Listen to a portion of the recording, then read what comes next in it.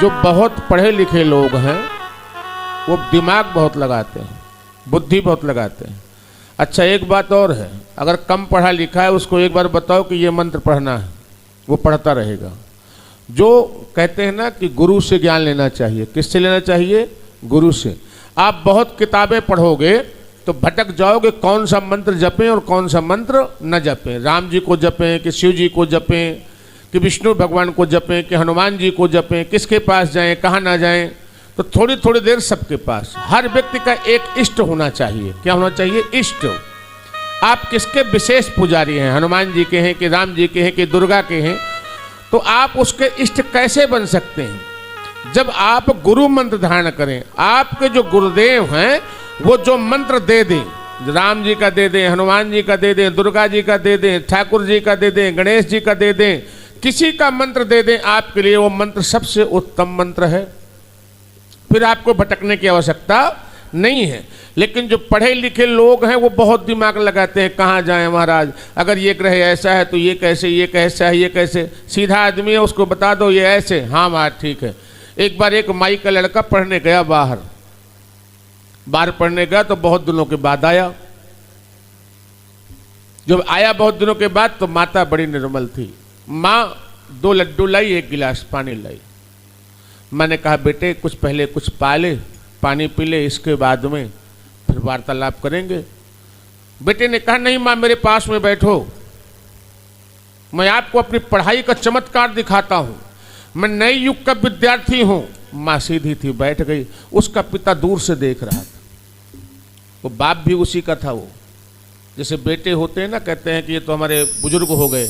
एक बात और बताऊं आपको, एक गांव में आग लग गई, एक गांव में आग लग गई, पूरा गांव निकल गया, 2 लोग बचे।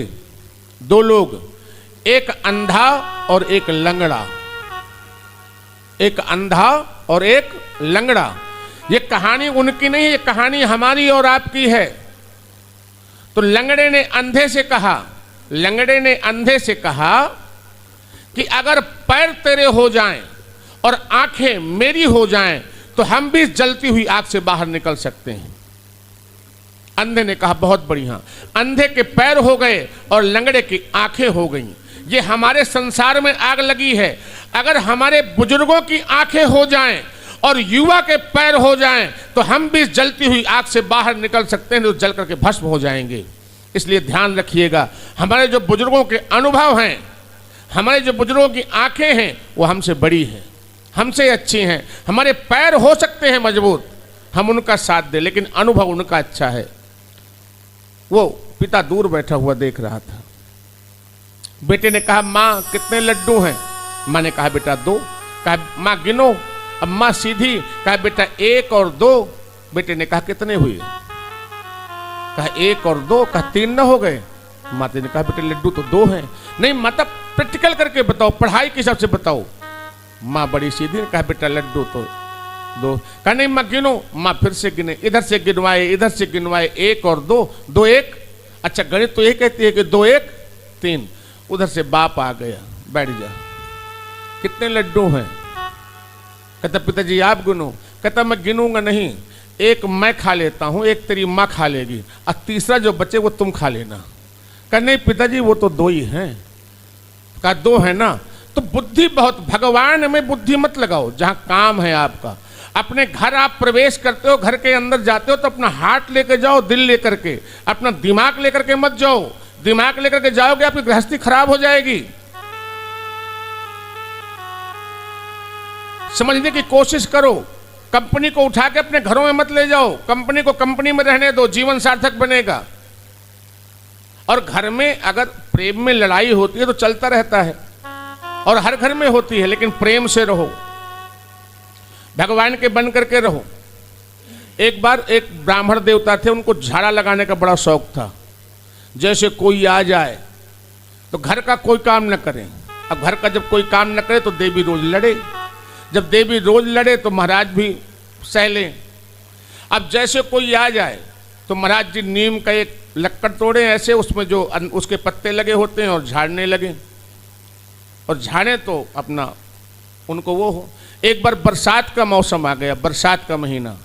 अब वो पहले जो है ना टप्पर के घर बने होते थे, तो ब्राह्मण ने पंडिताइन ने पंडित जी से कहा कि महाराज घर में बरसात आ रही है, इसको बांध लो तो पानी नहीं आएगा। उन्होंने कहा हो जाएगा जी, हो जाएगा। अब वो धीरे धीरे बरसात भी चालू हो गई और पानी भी गिरने लगा। अब महाराज तो पड़े रहे बस, और कोई झाड़ा वाला आ जा तो बड़ी जल्दी उठा करके वो। अब एक दिन बरसात हो रही थी, पानी टपक रहा था, इतने में एक झाड़ा वाला आ गया। पंडितानी भी दरवाजे के पास लग गई, ये मंत्र कौन सा बोलता है। अब उसने लिया नीम का झाड़ा और चालू किया अपना मंत्र। आकाश बांधूं, पाताल बांधूं, 7 समुंदर पार बांधूं, घाट का घटोई बांधूं, मांस का मसान बांधूं। पंडितानी को आया गुस्सा, कहती है घर का ठाठ तो बांधा नहीं जा रहा है, तुम 7 समुंदर क्या बांधोगे। अब वो घर में तो होता है। तो ये प्रेम की बातें हैं, जहां प्रेम है वहां शिकायत नहीं है।